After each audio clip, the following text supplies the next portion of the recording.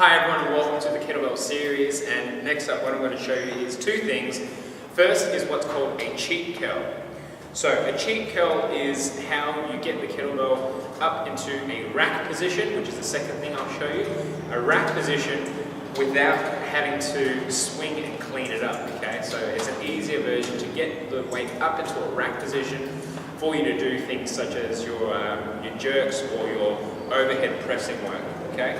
So sometimes you'll need to get the weight up to this position here where you do your presses from there, okay? So basically first up, your cheat curl. So you're going to sit the handle facing away from you. From that position there, two hands come on. Let's say you want to bring it up, I'll do my left hand.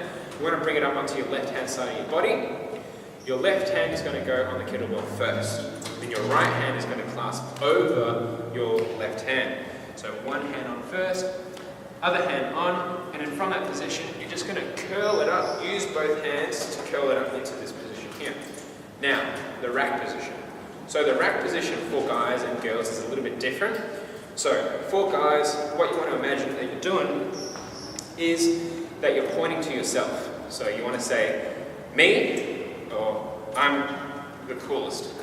So you want to point to me, okay? So, two hands on, bring it up, pointing to me, and that's your rack position, okay?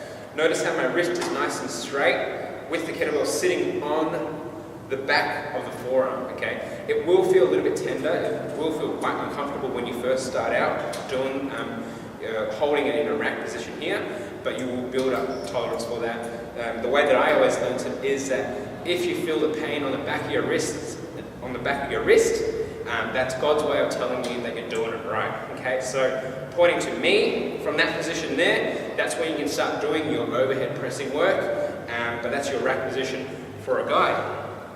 For a girl, obviously, you're not going to be able to bring it up into that close position, so your rack position is going to be a little bit further out for obvious reasons. So it's going to be me still, but it's going to be out a little bit towards, not so much right in the armpit, but a little bit more towards the armpit. So I'll show you with my right hand. Right hand goes on first, left hand clasps over, bring it up, and you're just going to hold it to the side there a little bit. Notice once again, nice straight wrist, okay? Now, this will avoid any bodily parts that may be getting in the way, but that's your rack position for a girl. The rack position becomes very important, and not only for your overhead pressing, but also for your cleans. This is your clean position, okay? And you want to have enough room, so you don't want to be over here, and you also don't want to be over here, which is a common thing that I see. So you want to be nice and firm in that position there. Once again, at the top, everything's locked out, everything's squeezed. Your quads, your butt, everything's squeezed nice and tight, holding that nice straight wrist nice and firm, okay? So that's your rack position and also your cheat curl.